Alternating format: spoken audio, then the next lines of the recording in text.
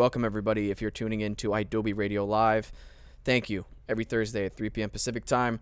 Today's guest is an extremely talented actor, has worked on multiple TV shows, some of them including some hit Tyler Perry series. You've got a few short films as well, winning some awards currently. Is this correct? Yes, sir. Yeah. So, ladies and gentlemen, let's welcome Matthew Law to the studio. Me and Matthew, we're currently working on... I'm going to announce it. I don't care what Anthony says. He hasn't stopped me from announcing it, but I feel like I'm just going to do it. Make that drama just to give it some extra oomph. Yeah. We're doing Othello together, but in a shortened format and modernized version for film. So that's going to be very exciting. It is very exciting, and it's very nice to meet you through what has, as we prepare this version of Othello. Yeah, it's a very exciting group. And like I said to you before, you're extremely talented. Oh, thank you, sir. Right back at you. You post things on Instagram where I feel like you sincerely care about the craft. You sincerely care about your projects. I feel like there's so much love and energy that you put into your craft, and I see it in our rehearsals. And so I wanted you to come on here so we can talk about it some more. Very happy to be here. So we can laugh a little bit, giggle, and shout out to the whole crew, by the way. We got a new crew member in today. Mads. New crew member.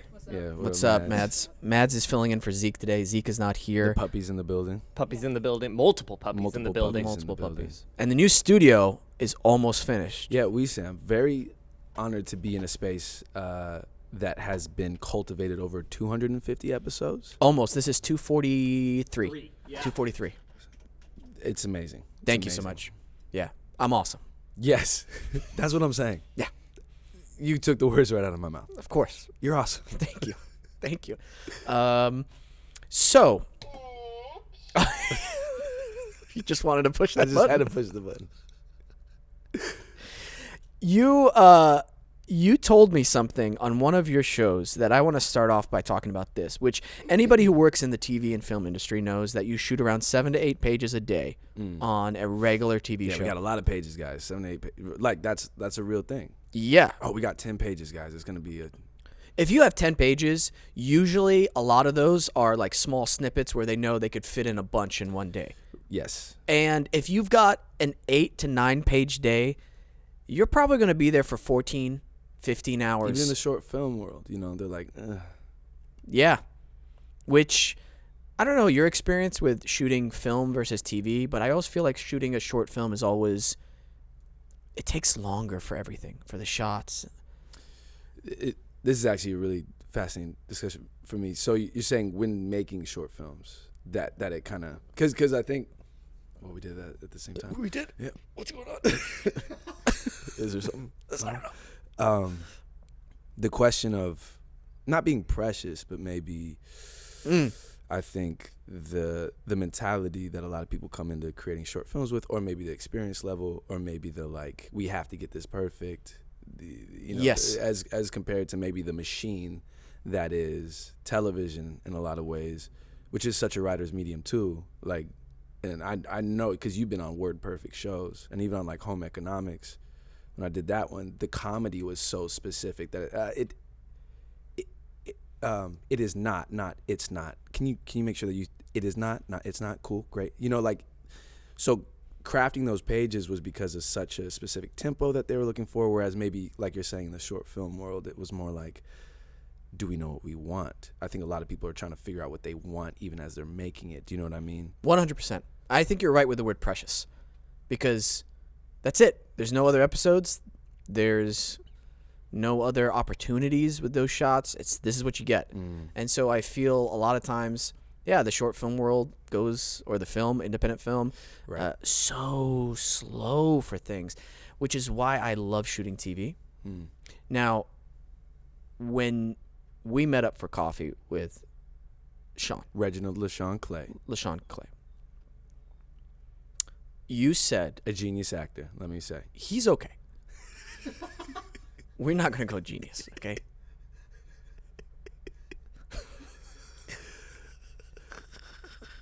I was saying genius, LaShawn. Yeah, I didn't say genius.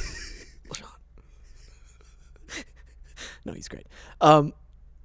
I could not believe the number that came out of your mouth when you said how many pages a day you were shooting on. Was it the Oval? The Oval, yes. 130 pages in a single day. Mm. That's insane. I told Peyton. Peyton didn't believe me. I don't know how y'all do it. I can't. You gotta walk us through the process of how fast you all just Yeah. crank this shit out. Yeah, it is kind of crazy, isn't it? Do you have PTSD from it? Yo, I'm realizing like, you know when you're talking about maybe a relationship and somebody's like, that's not. I don't think that's okay. You know, and you're like, are you sure? That's all I know. That's all I know. No, and I mean coming from, yeah, it is a. I think it's a very, actually big answer. Like it's not because I think what Tyler Perry has created, and I think from outside, like Tyler Perry is not discussed at the same table as when we talk about like what is normal. So then even that is an interesting, I think, thing to unpack, because what does that mean as far as this model that he's created? Because in a sense, like soap operas run similarly. Right. You know what I mean? Like Bryan Cranston will talk about that, like all these great actors who have been through the soap opera machine, who came from this thing of like, oh, I just need to be so zen today because like there's 40 or 50 pages I'm gonna have to get through. And it's applauded in a certain sense. I think the sort of like relegation that Tyler Perry has been, people can be dismissive about. And I've had people call me who are my friends. I've had a friend call me and be like, I won't put him on blast, but like he called me like, yo, Matt, like I trust your taste because like you're an artist, but like I got this audition for Tyler Perry, like, and it's like, you know, it's Tyler Perry, like, should I take it? I was like, what do you mean? He was like, I don't know. I'm just like, what would people think about my career if I take it? I was like, bro, you're worried about a career you don't have, first of all. And I was like, damn, that kind of just came out of my mouth. Was that out of spite or not? But also I think it is illuminating to a certain effect, because I think it is an extreme challenge to show up. As actors, we prepare as much as we can. At a certain point in time, when you're dealing with that much material, you have to let go of the perfectionism that I think we all have at a certain point, and you have to enter into a space of like flow, because to show up and be human with jumping from completely disparate points and still trying to craft an arc of a story, because you're shooting a season in 2 weeks. You know, I did one film that was a film in 5 days. That's crazy. And so you are almost, the challenge to not disassociate and to like really be present, and can I listen to this person, and just like those fundamentals of like dribbling, which is like, am I listening and responding accurately, or am I in my head like, can we swear on the show? Oh yeah. You're like, where the fuck am I right now? Yeah. So, because like, for example, there was this one actor who had just come from Brown, I think, and am I saying too much? No. No. By the way, just for like, I'm gonna say this. There is a really interesting, and I'm going to let you continue, but I want to put this little footnote in here before you do. There's a really interesting common theme with a lot of beginning actors who have this really romanticized version of what they see their career unfolding as, into this very like, whoa, look at this actor, so dynamic with range, so, wow, he got this project and this project after working with this person and this person. Yeah. And it's this romanticized, completely unrealistic version of their career that they're basing off the best parts of other people's careers. And the results of those people's careers, right? Not the process. Because like I said, somebody looking at Bryan Cranston while he's going through the soap opera machine, they're not going to summon that. They're going to go to Breaking Bad. You know, they might go to Malcolm in the Middle. But like, they're going to be like this prestigious actor. Right. And I think that the ego of that, and I think that once again, this sort of like cultivated image which is more so of, I'm like, how much do you, to that one friend, I said, how much do you believe in yourself as an actor? Does that, do you, what do you mean, what are people going to say? Like, people are going to say whatever they're going to say at any time and point in your career. Is that what's going to define you? Is my capability as an actor, am I that scared or that insecure about my own facilities that somebody, which once again, and it's, that show specifically, I just consider, because of how it works, as almost like a soap or a black telenovela. And that's, I have no shame in that, because I know that I can go from that to then stepping into whether it's like deep, rich work that I'm working with other people, or like a television or whatever else, because I know my own instrument, that I can play these, like, I don't care. That's just a lot to unpack for me, because I think the greatness that, and this isn't me bootlicking, this is like just the facts. Like, this man, like, there's no other place where a black man owns what used to be a Confederate military base, which is now built into a studio larger than the three biggest, who doesn't answer to like a bureaucracy of, to put it plainly, white men. And then I step into a set that is the most diverse I've ever seen. Like, whether that's by gender association or by race or creed and color, like, I've never felt that other than when I'm there. Mm-hmm. So I think when I see like the division of high and low in our art, that's high art, that's low art. And this is a huge tangent, but I think what that means, especially with the heritage of blackness in America, what it means to be high and low, north and south. Interesting. That the way that we divide our minds from even comprehending, like, I'm just gonna go do good work as the best that I can. Like, that's just what it's about, ultimately. Anyways. We have, by the way, we have some pups. We have puppies in the building today, and they are, we're doing construction in the new studio, so we don't have hostages, just so. Those are not wailing or hostage puppies. Yeah, we don't have any hostages or hostage puppies. That's right. I have a footnote about that, but please continue. With those pages, I think that there's just a few things that happen that have to be in place. Like I said, I think somebody coming from the classically trained background was like, this dude coming from Brown was. It's distracting. I'm so sorry. No, it's kind of like, are they good? I want to like help. Was very locked into his system, because, you know, we want to prepare. And I just had to be like, yo, stuff from next week could just all of a sudden, like, I promise you, at one point in time, you're going to be like, okay, I'm done for the day. My brain is depleted. And they're going to be like, hey, by the way, that stuff from Friday, we actually got to shoot it right now. So you have to let go of a lot of expectations. Yes.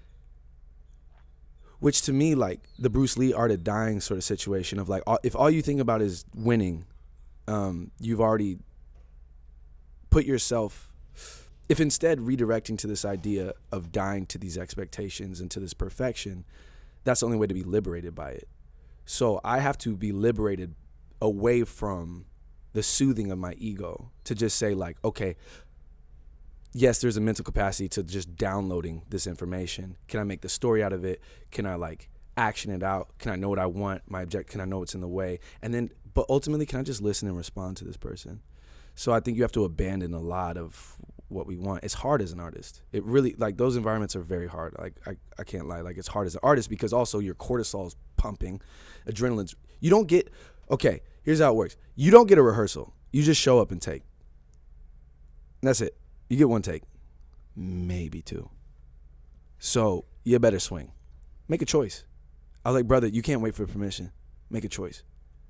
So I think like, and then also after that, you're not gonna get the, are you okay? That was great. Hey, well done. Like it's just gonna keep on moving.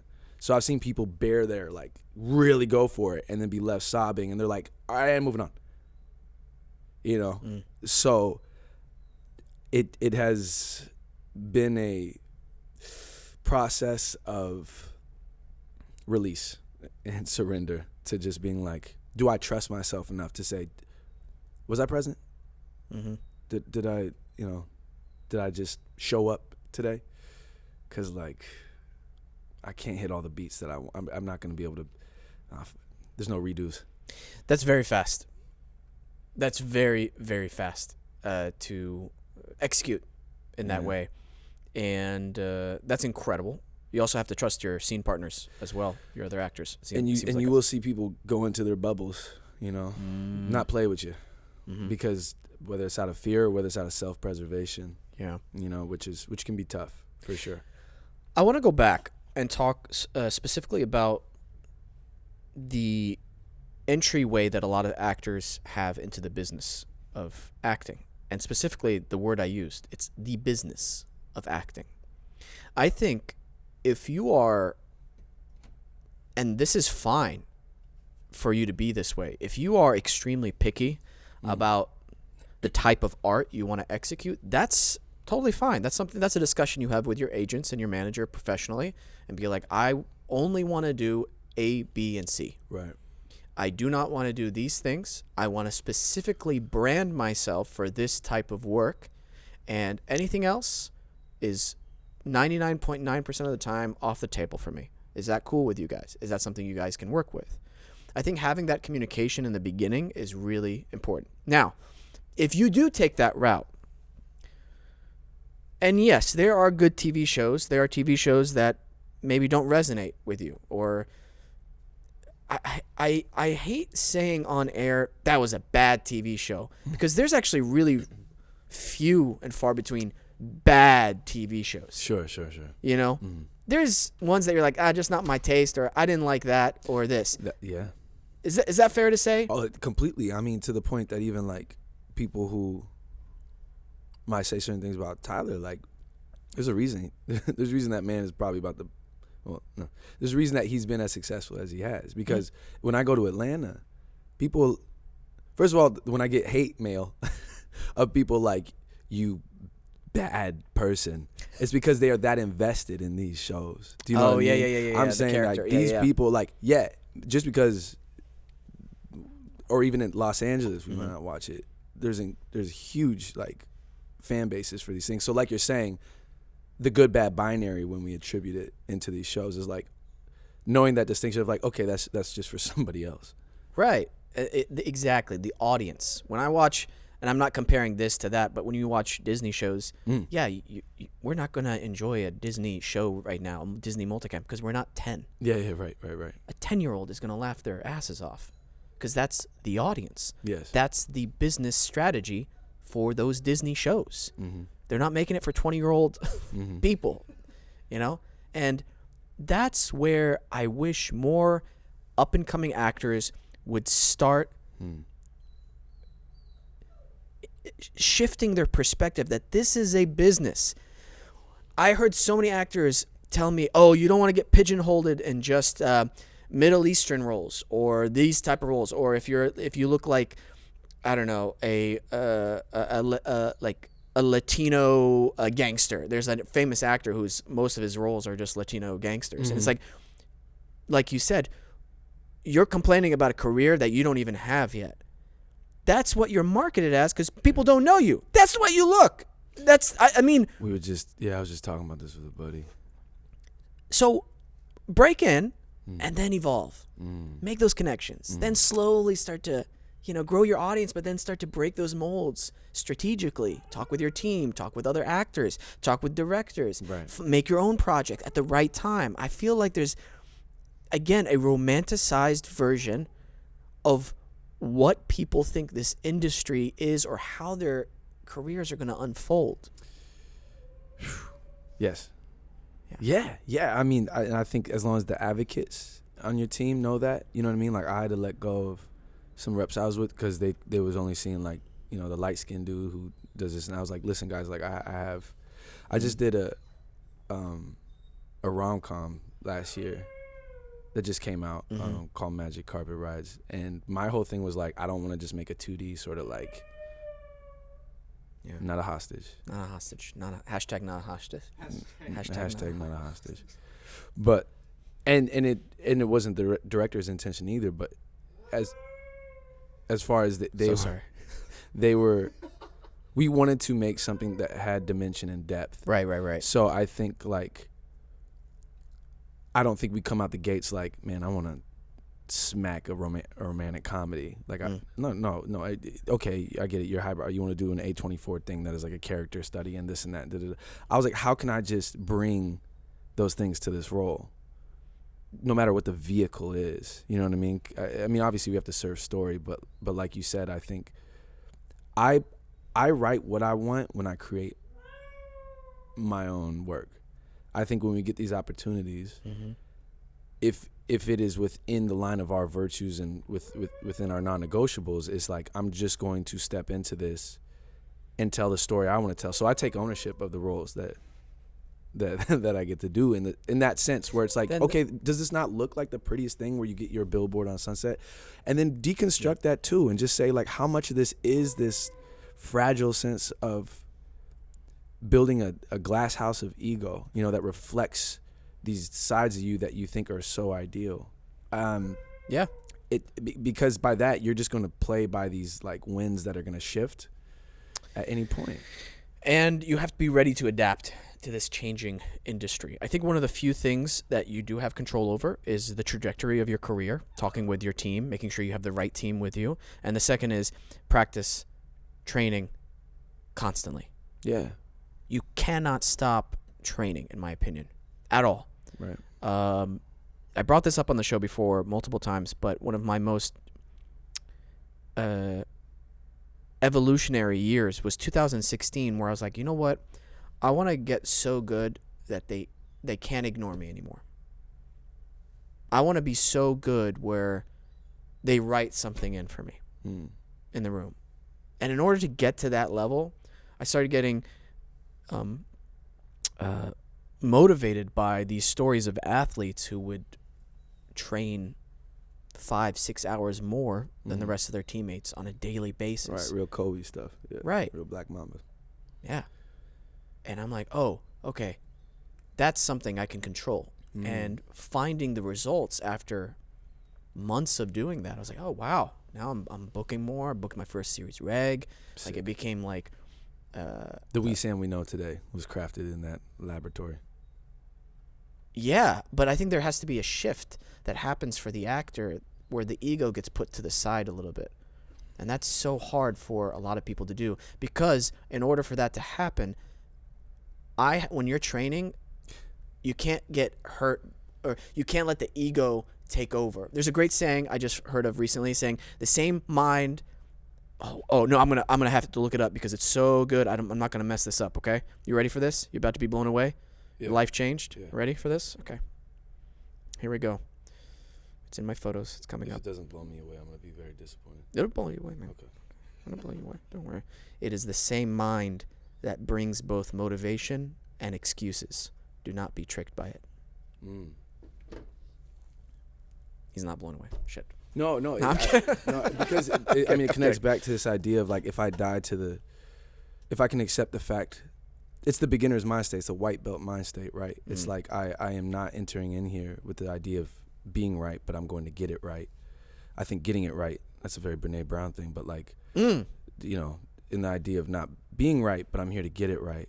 And I think to your point too, it's like, what is your mission? You know, what is the why? And the premise of, once again, I had to really examine like the humility and hubris of like entering into Tyler Perry's system was like, what can I learn here? He was not accepted because, once again, I think I've come to abandon the idea of wanting you to like me, like please see me, the permission based. And that's a Ava DuVernay thing of like, I can't express myself in a permission-based industry. I'm not going to wait for your permission to do these things. So I think to watch somebody who's built an incredibly successful entertainment empire off of just saying, cool, I'll do it for myself because I know my audience, I had to ask my same question of like, and I did this one time with Tyler where he was like, I was like, what do you say to people who tell you, hey, why don't you, you know, like make things a little better? And he goes, right. He goes, I tell them, why don't you do it? He's like, I'm doing what I want. What's your excuse? Cool. So I think to write and direct, you know, like I made a 5-episode series, and the first one during 2020, I was just like, I'll just shoot, direct, write, act in it. because I can't wait for anybody. I don't want to wait for these things. And I come from a production background. So that went on to Slam Dance, that won ABFF, like that won all these different things. But that wasn't my validation, because I think when we find our voice as creators and as actors, my thing, to your point of like, I got to get in training, I got to get these things, is because the process to Wesam is a reward in a sense of that. The job's coming is just the stamp of like, great, the doors are opening, but I'm walking through those doors, but I've already like placed these frames into place. So the process for me has become the reward. Like, I just love doing it. And I think that when you become result based or result oriented or destination focused, you can lose sight to the point of people who are crafting, who are dream boarding, which is important if that is your shit. But like, if you get stuck in this imagined, meticulous, synthetic vision of how things are supposed to go, you get so detached from the presence of saying, I'm putting one foot in front of the other and I'm enjoying it. Not only I love it, and then also my reps need to know that, so that my advocates can know, okay, his mission or their mission or this person's mission is to say, I'm not just these things, but also, like you're saying, you knew that you were never just going to be limited to those fears that other people had faced, right? These weary people who were like, hey, don't do this because this might happen. You knew that those boxes weren't going to hold you. No, because of awareness. Yeah. Awareness of, first of all, myself and my capabilities, and also of what is possible. I think, just to kind of simplify, because, I mean, we're so philosophical right now, and it's great, right? We're in the modern days. Love it, yeah. Socrates and Aristotle. Yeah. I'm just kidding. I always feel like I have to say I'm just kidding.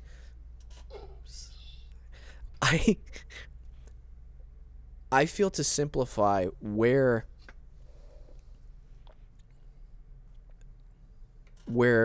good seeds are planted and things grow that you can harvest, it starts off with awareness of what is the actual reality of the situation. And one of those truths is, in this industry, to compare yourself to another person's career and go, oh, this person didn't do these type of roles and they became successful, or this person did this type of role and they became successful, is so not a good marker, because there is no guidebook and there's no consistency of why people became successful and why people didn't. In terms of the jobs they took in the past. If there's anything consistent of why those people are super successful, or people, when I say successful, people who can make ends meet at the end of the year, it's timing and being prepared when that opportunity comes to you. So then it goes back to what? Training. Making sure the things you can work on, being present on your training, being present on, am I communicating with my reps in a clear and professional manner? Am I even realistic about what type of roles I'm able to go out for? And so what if I am being quote unquote pigeonholed in these type of roles? That's okay. I'm going to execute these at such a high level that when casting sees me in something else and I'm able to execute that as at a high level as well, they go, oh wow, he not only does that amazing that we have proof in the pudding of, but now look, we know that he can do something else. Great, let's bring him in for this. You know what I mean? Yeah. And in terms of accepting the reality of the situation, is I talked at the he's gonna kill me, Anthony Mark Barrow. He teaches at the school, the Identity, IDSA. I got to speak there, and the first thing I told the actors was, no one is begging you to become an actor in Los Angeles. No one is asking you to give up on a lot of things to become an actor. I feel like people don't understand the harsh reality of the world, that the world will keep turning whether you become an actor or not, whether you're successful as an actor or not. And all those things, I feel, ground you better and then help you move forward on your path to a successful career. Yeah. Die to it. Let go of those things. Release that. Yeah, I think that's why the internal engine, the idea of what is your why, what's your mission. Yeah. Like, really, what is it? Miyamoto Musashi talks about something similar that Bruce Lee mentions. The art of art is no art, like what Bruce Lee says. Yeah, the no way. Yeah. So, you know who Miyamoto Musashi is? Great. So, he talks about whenever you're fighting, the best fighters don't think about winning or losing. They're just thinking about fighting in the moment and being present. Mm-hmm. And I've been doing a lot of Brazilian Jiu-Jitsu, and that could not be more applicable. Yeah. Yoga, you have to be present in the moment. It's like a slower grind to get there. But with Jiu-Jitsu, you can't help but think about.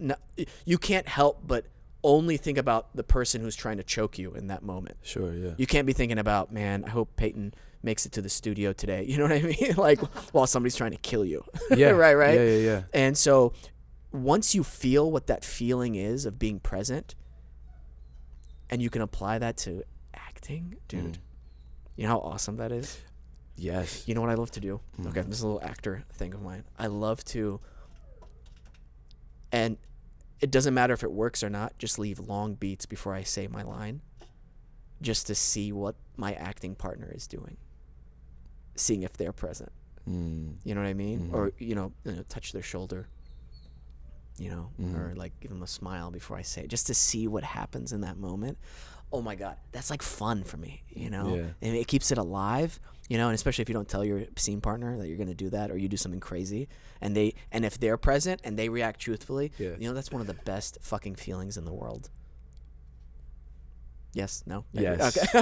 No, it's fascinating. I need the pat you're on the crazy. back. There it is, the pat in the back. No, I'm feeling the similarity. I'm watching you in this hypothetical, almost use it as a combat sport to like find your distance. Like you're pawing at the defenses just to see, which is interesting because inherently the conflict in storytelling is like what it's about. You have they want something, and if it's good writing, you're probably at odds. So I think you're in alignment to do that. And I think even the idea of yoga, like you're saying, is where's your breath? And to your point about everything else, of if my breath is focused on how somebody else is breathing in some glass penthouse somewhere signing some piece of paper, like I ain't gonna live. Like that's not how I can function. So I think the removal, what is that circle of attention? Whose acting school is that? The circle of attention, third circle, second circle. Actually, no, the circle of attention is building a character. I think that's Stanislavski. I was going to it's not Uta Hagen. No, I think it's Stanislavski. But the idea that let me go from the rafters, let me go to second row, let me go to the stage, let me go to this table with the light.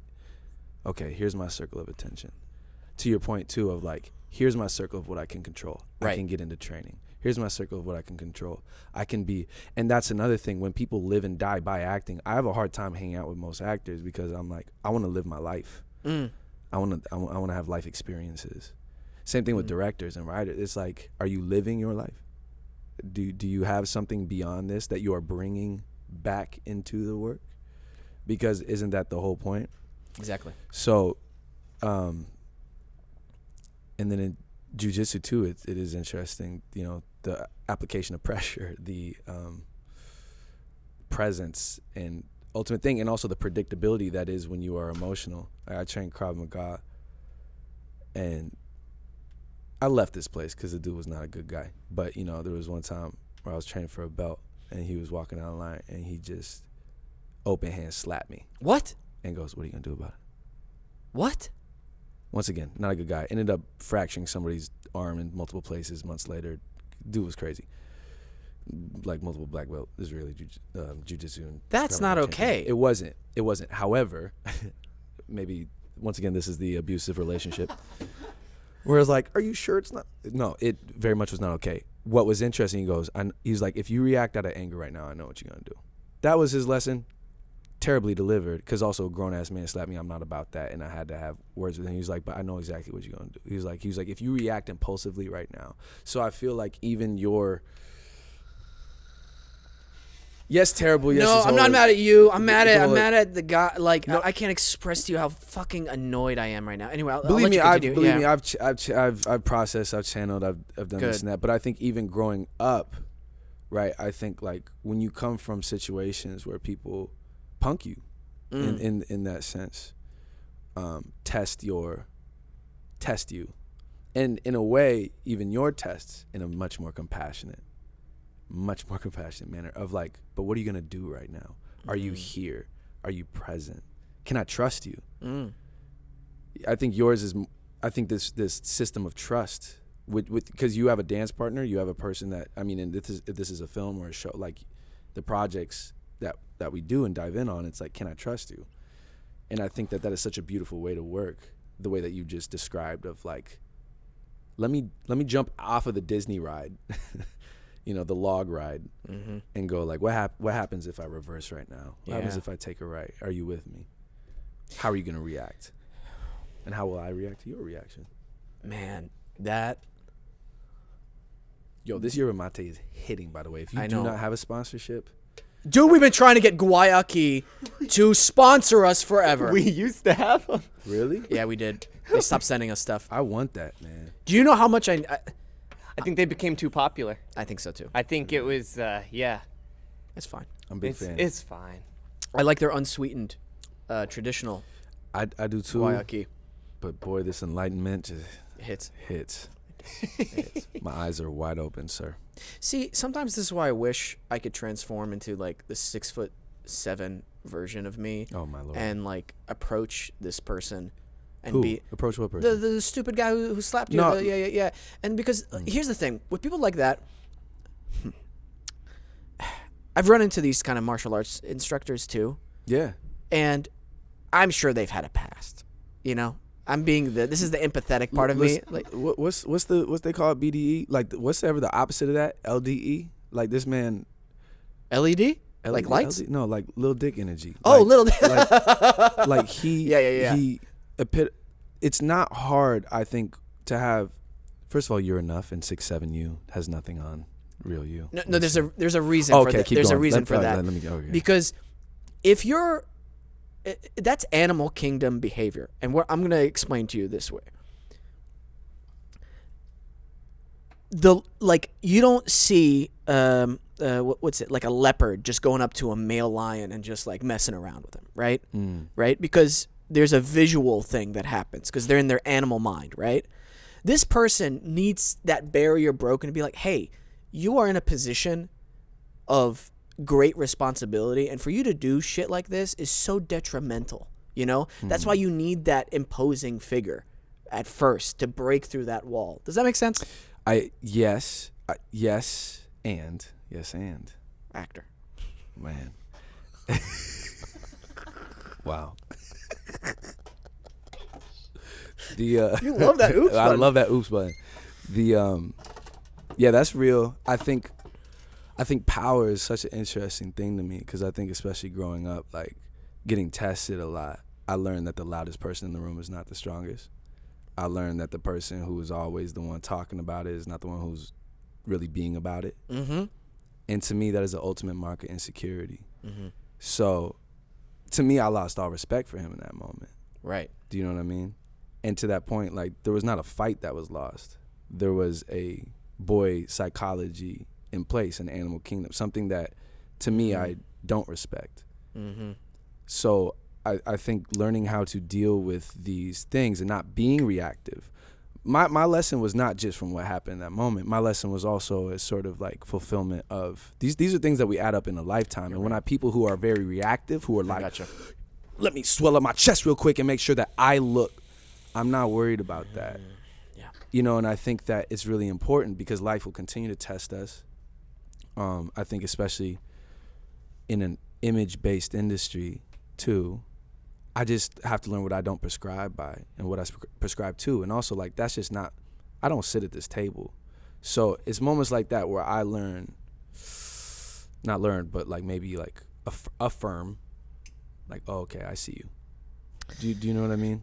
You're right. That reaction is the higher vibration action, of course. What you're thinking of. But we've been there, right? When you're in like I need to assert, I need to affirm, and I have to like open palm that. Yeah. And interrupt because also the ego too, right? Like, bro, when I see people like I used to PA, you know what I mean? Like I used to like acting. And I've been on. Oh my God. This is why I have a hard time. Where they're like, acting is the hardest thing in the world. It's the hardest job in the world. Like me pretending to be a surgeon trumps somebody who is doing surgery because I have to do all these other things. I think that there's a paradox inherent in our craft where when I step into something, it's like I've chosen to do this with my life. I've chosen to tell stories. I think it's the most important thing. Yeah. I think storytelling is the engine by which our cultures run. Mm-hmm. It has a light side and a dark side, and we can choose which side that we are fighting for with how we tell these stories. I will die for this. I will live for this. However, it's also bullshit. And I think I live kind of on this line of paradox where if I'm on set and somebody comes up to me, whether I'm directing, whether I'm acting, and I see a meltdown happening, Bro. the first thing is like, it's not that serious. Bro. Which is a very odd paradox. Yeah. I'm going to tell this story then. I feel comfortable enough. I'm not going to mention the name. There's been enough time, and I hope this person has grown. We'll pray for them. Sure. We'll light a candle for them. Yeah, we will. Was asked by the wonderful director, Demaine Davis. Do you know her? No, but I'm going to look her up as soon as. Yeah, she's such a splendid human being. Wow. Incredible director. And she comes up to me in the makeup. I'm in the makeup chair or in my trailer. And she goes, "Hey, would you mind? I was asked by the guest actor who will be in your scenes today. Would you mind if he ran lines with you?" And I looked at her and I was like, "We like block it?" Like I was so confused because usually that doesn't happen. You just Like work? yeah, like you mean help him memorize lines, like that. Oh, I see. And she's like, no, like just run lines with him. He was asking if you and him could run lines. I'm like, sure. Yeah. Let me just get out of the makeup chair or trailer. And so me and him, and I was like, I was a little confused. I'm like, maybe he has questions about certain things. You know what? I'm going to be a team player. You know what? I'm a team player. Sure. Let go of the ego. Here I go. Yeah. Show up. Very interesting personality, and he just wanted to run lines because he hadn't gotten the lines down. I had an issue with that. I don't blame you. And then there were moments on set where I'd see him joking around with like crew members and not focusing on his lines. And then whenever we'd go to shoot, he wouldn't know his lines. And why did I bring this up? What were you just talking about? There's a reason why I brought this up. I got too excited. I'm too caffeinated up right now. Guayaki. Higher vibration. Letting go. You were talking about working with somebody, I believe, right? Oh, man. Anyway, it was not a pleasant experience. It was not a pleasant experience. And I remember going up to Demaine and being like, how do you deal with this?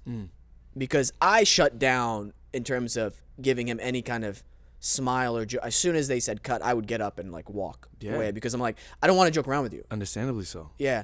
And I remember saying something in one comment, be like, yeah, man, we're trying to get this done.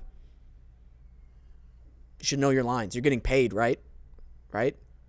Oh, yeah, about acting not being do your job. Yes, do your job. This is not the hardest job in the world. Yes, it's difficult at times, sure, but do your job. You're getting paid so well to do this. And for you to show up and not know your lines drives me up a wall. And I talked to Demaine, and she said something really great. She's like, I could go in there and just rip him apart, right?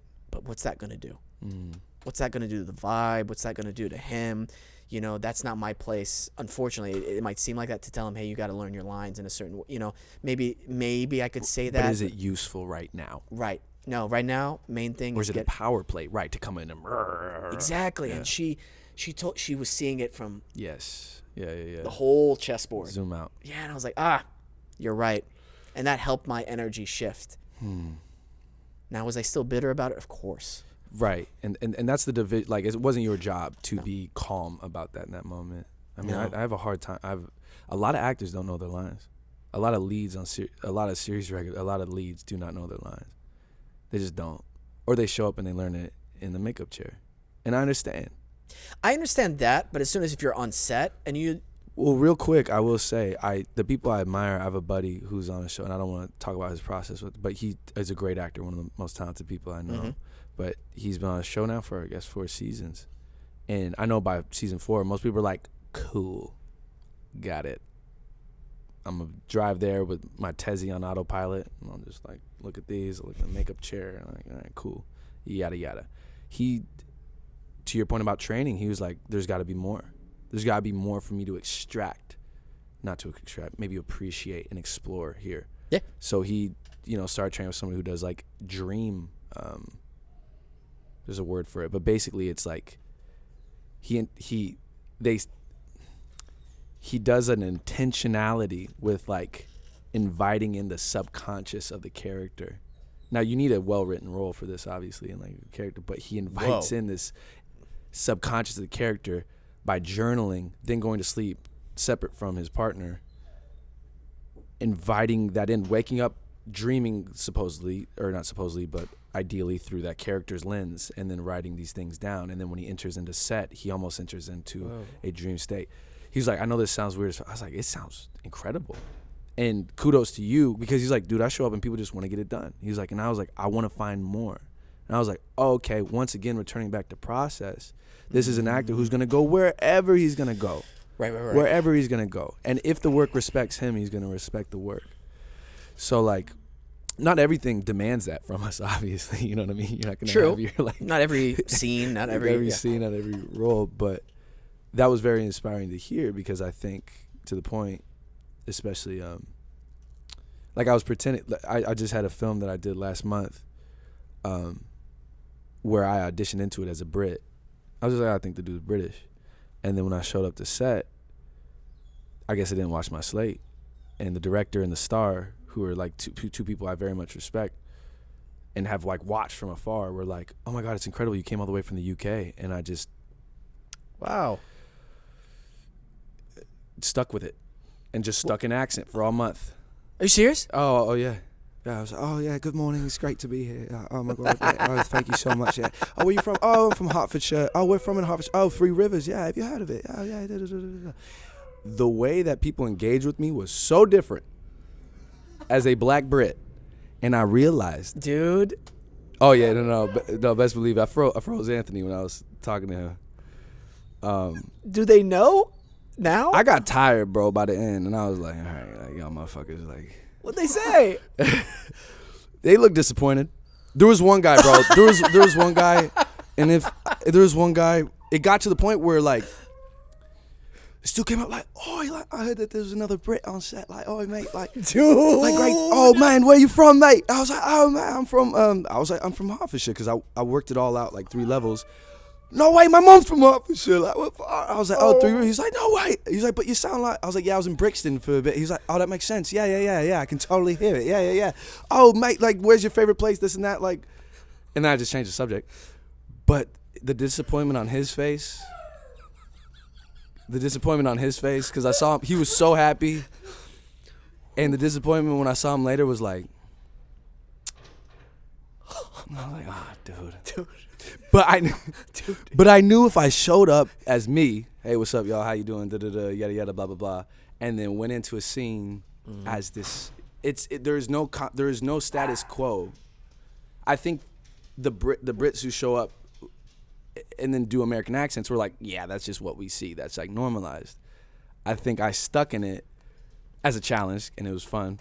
Yeah. But also because like people treat you different. It's interesting. I was loving it. Yeah. People love you as a Brit. Kind of do. No, they love you as a Brit.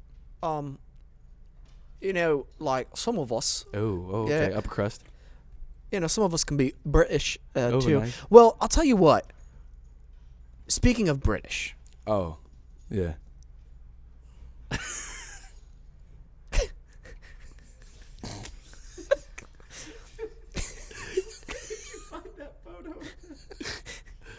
Where did you get that?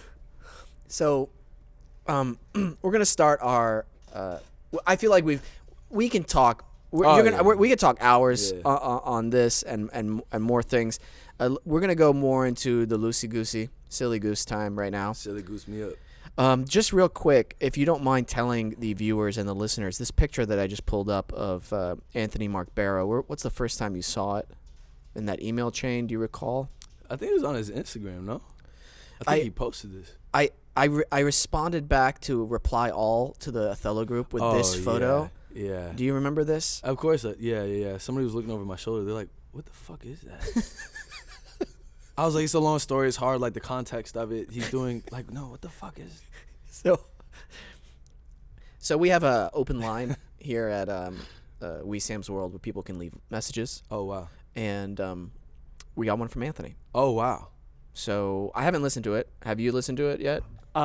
Yes. Okay. Yeah. All right, I haven't But listened to it. before we hop into that, Oh, we're done it's with time to Adobe? say goodbye to Adobe Radio. All right. Hey, thank you for tuning into Adobe Radio Live. Really appreciate you. The full episode can be downloaded or watched tomorrow morning on Apple Podcasts, Spotify, or YouTube. Just make sure you subscribe to us on YouTube, Apple Podcasts, all that good stuff.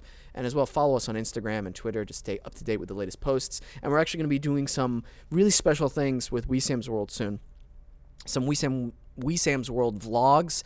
First one is going to be the Brazilian Jiu-Jitsu thing with Edmund Kim, where we all go to the dojo with Edmund, and we get to be tossed around for a little bit, which should be a lot of fun. So thanks, guys. The show continues on. So, let me make sure the volume is up. I'm just going to hit play, and I think we're good to go. Hi there, this is Anthony Mark Barrow, long-time listener, first-time caller. Wesam, I love you, man. Huge fan of your show and your acting. Thank you again for joining the Othello group. You're helping me become a better director every time I work with you. Man, do I have a lot to learn, LOL. Matthew, you must be over the moon today getting to be on Wesam's World. God. I was a guest twice, haven't been back on. But that's okay. I'm not upset about it. I'm just learning to grow from the experience. As the British say, you can have beans today, but they might not be your beans tomorrow. Ha ha ha ha ha.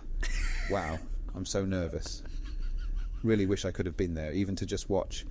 I guess I'll just watch it on YouTube and take notes. Sorry, I'm just rambling at this point. It's about 3:30 a.m. right now and I couldn't sleep. I'm freaking out, man. JK. But seriously, gents, do you ever just look out your window in the middle of the night and stare and stare and stare and stare and almost wish the glorious night would just envelop you and you become something more than AI, yourself, bro? something more... Is this an AI? I think Were you holding a gun to his head? I think we should just keep listening to it. human, something transcendent. Yeah, me neither. I've been watching Twilight again as I drive through traffic. Fuck, I love that trilogy. Anyways. Oh, before I forget, Matthew, can you please not cry next time we are in rehearsal? It's like we get it. You know, you're a super hot guy who is in touch with his feelings, but you don't need to cry on every line. Sorry, just jealous.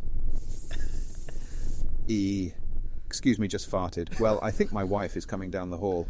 I have to go, but I'll leave you with another saying us British say in times like this when facing hardship. You might have beans today, but they might not be your beans tomorrow. Cheers, gents. So yeah, I think that's a really interesting voice message from Right? Anthony. Bro, I'm living in a simulation. What was that? Okay, real talk.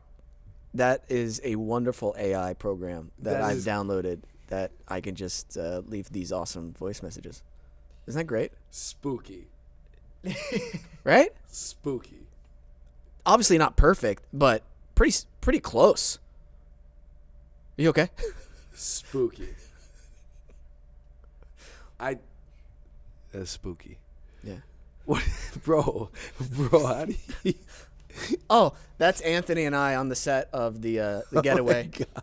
I just caught him mid-lunch. He looks 86 in that photo.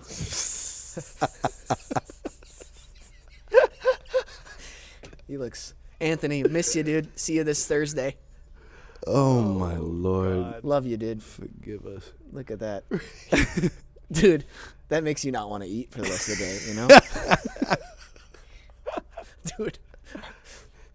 That's cool, right? Do you regret coming on the show yet? Nah, I just love watching y'all spar. All right. So, wow, that AI shit is spooky. Thank you, Anthony, for leaving that voice message. Appreciate you. For the rest of the time, we got our videos. If you'd like to watch some videos, and we can wrap up after we watch them, do a little commentary. Is that cool? Yes. Lead the way, sir. All right, man. Is he okay in framing? Does he need to scoot Yeah, in? no, he's good. Great, awesome. I was just texting Anthony. Great message. Also, great voicemail. He's gonna be like, "What the fuck, dude? He's gonna kill me." All right. Oh, no. You said they were tame. You told us like, I'd show this to anyone. He was fine. He's got his leg run over. Run that back. You told us like, oh yeah, real tame this time around. He's doing that challenge, you know, the What Kiki, challenge? Oh, is do that you what he's love doing? me? Oh. Yeah, the Drake. Is that a Drake song? Yeah. Yeah.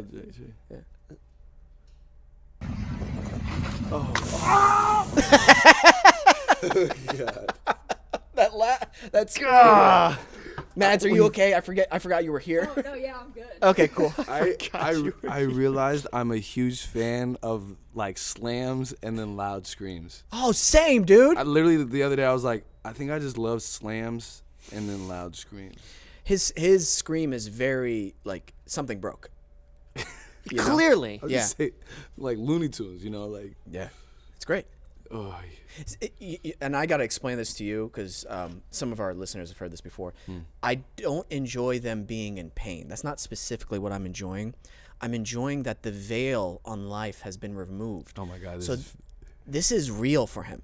You know when like bad stuff happens to you, all of a sudden the veil of life has been removed, so you're living life real. Yeah. For that guy, he's like, I'm in trouble. yeah. This is a real injury. I need to go to the emergency room right now. So it is about him being in pain. No, about him becoming enlightened that he's living in the It moment. sounds like something like a lawyer told you to say, so that you couldn't get in trouble. He's become enlightened Yeah. from the truck running over his. So, by the way, there was a few ones that I really didn't put in because I don't think you would have wanted to hang out with me. If, I don't know, man. yeah. No, they're pretty bad. Yeah. I'm saving Zeke them. level bad or like? No, I'm saving them for Tom Segura if he ever comes on the show. Oh my God. So, here we go. It's a little wedding of sorts. Bro, Nobody. What was that? was that a mortar? It was supposed to be some kind of firework. Dude. Is that person wearing a Bulls jersey? No, I think it's like some which I one? thought that was a Oh, that is a 23. Bulls jersey. Good eye, man. And is he dead? For YouTube purposes, he is okay. I mean, look, we probably both grew up on the internet, so I think we've been pretty desensitized, unfortunately. Yeah. Considering TikTok hasn't taken it down because they're more strict, I'm sure he's okay. I don't know, guys. I know he's fine. He's fine. I promise you, he's fine. I saw the follow-up video. Yeah, him breathing. Now his life has become. Now the veil has been Enlightened. lifted up, and he has been enlightened. I think his veil might have been pulled too hard. So this next video, Okay. why I like it, and it's very, what? It's just when you have to describe a video before it starts. It's like the Joker explaining a joke. You know what I mean? Like, and then the real joke is that he just murders somebody. See? Okay. What is it? I love watching people get frustrated Okay. when they just told somebody, "Hey, don't do that," for these reasons. Yeah. And then they keep doing it, and they're like, "Hey, man, don't do that," and then they keep doing it. That level of like frustration that comes out afterwards is so. I don't know. Heartwarming. Yeah. The way that you're. Yeah. Yeah, it makes me warm because I deal with that shit constantly. So it makes me feel good that somebody else is dealing with idiocracy. Here we go. Just like the It does not come from the influenza virus, you jackass. I don't feel it comes. It has to come from the same virus to be in the same family. Viruses come in families. Stop touching niggas Put with your your hands. I love that video, Dude. That video needs to be in like the Guggenheim. Like it needs to be It is so specific. It is so, almost like what's the Americana? Not Americana. Yeah, like pop Americana. Sort Yeah. of. Yeah. Dude, That encapsulates so much about the fever dream / that we're still living through, but pretending we're not, of COVID. That was 2020. it's a Renaissance painting. You know when everybody's doing Yes, something? Yeah. yes. Because the guy who's like, it's not from the same virus family. It's like he's doing his own thing, and then the guy, dude, I'm breaking this down with you. Go ahead, brother. Scene study. Go ahead and talk about what's happening outside the projects. So- New York, right? And also, that is an amazing thing. It's outside what we assume is like somewhere. It feels like New York, Yeah, right? yeah. And they're having an in-depth discussion about the COVID that is running rampant. Two brothers rocking Air Max 95s. Does not come from the influenza virus, you jackass. I don't feel it come. It has to come from the same virus to be in the same family. Viruses come in Stop families. touching niggas with your Okay, hands. yeah. Dude, if that doesn't put a smile on somebody's face, something's not right. I mean, the information overload that was that age too. You know what Yeah. I mean? Like, Yeah. whether or not this person is schooled in immunology, Yeah. study of viruses, Pediatrics. pediatrics. It's not. They were out there like that's what was being debated that day. Yeah, with passion, with passion, fervor. with like, I need Fervor. to save your life, our lives. Yeah. Dude, Stakes were high. so high. You're a modern philosopher. What's that? You're a modern philosopher. Maybe. I'll take it. With the yeah. They're layered. There's so much. Okay. Now, Oh my God. do you guys remember the Bobcat in the front yard video? Yeah, classic. Classic video. This is not as good as that. However, this is something I found on TikTok that I'm like, whoa, this is in that same field. Now, ignore the liberal. Yeah. This is from a far right account, which Your algorithm is yeah, tapped something into. happened. Yeah, something Yeah, happened. I'm not weird. far right or far left. I'm Emperor Wesam, 2024. So ignore that font, the text and stuff. Let's just focus in on what's happening. We're not gonna get canceled. Don't worry, man. Here we go. We had this. Back up. One baby bear. Oh my Baby. God. Oh no.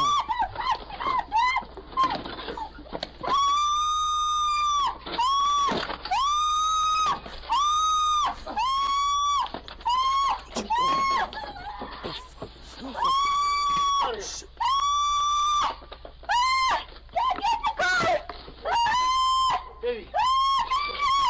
I can't get the car. It's locked. Get around the other side of the car then. Baby, come here. Baby, come here. Get him. Wait, come on, girl. The deer's just like, what the fuck? Open the car. Open the car. Hi there, this is Andy. Oh. Is that crazy, dude? Is that nuts? Isn't that nuts, dude? Isn't life crazy? That lady was about to start her day with her dad or father-in-law. The veil of life Veil of life. has been lifted. That's real. That's nature. That's what we are supposed to be in. Nature. And then somebody took that and figured it was a good time to talk about if you put flowers in your front yard. This is why the damn liberals. Yeah, this is what's gonna happen. You put colorful shit and you don't get a real dog. Hey, listen, that Here's what's gonna happen. Buck gonna come, show you what real man looks like. That I think I get a lot of pleasure over thinking about you like reclined on your couch, like giggling at these. That's very accurate. That is a ridiculous video, I know. and also it was just like, yeah, and I live here now. Also, like the interaction she had with the deer is someone who obviously is not. Just like that goes against all my instincts when you see a. I mean, she would fight, like first, right? head on with the deer? But that's what I'm saying. That's what's crazy. Conflict reveals character, you know, and that's what's crazy. She was like, I'm going to fight this thing that is going to gore me. Or it was attacking her dog first. Right. And then I'm like, but again, I felt like Shout it was out a that reactionary. dog. Shout out that dog. Yeah, it's dog, man. Dogs are the best. And then, Loyal. and then it got pieced. But, like. It was okay. No, the dog was fine. The dog was fine. Yeah. It just got a little scared. Just got a little scared. It's under the car. It's good. Yeah. But the deer just stood there too. I think the deer was very confused. It's like, this is not normal behavior.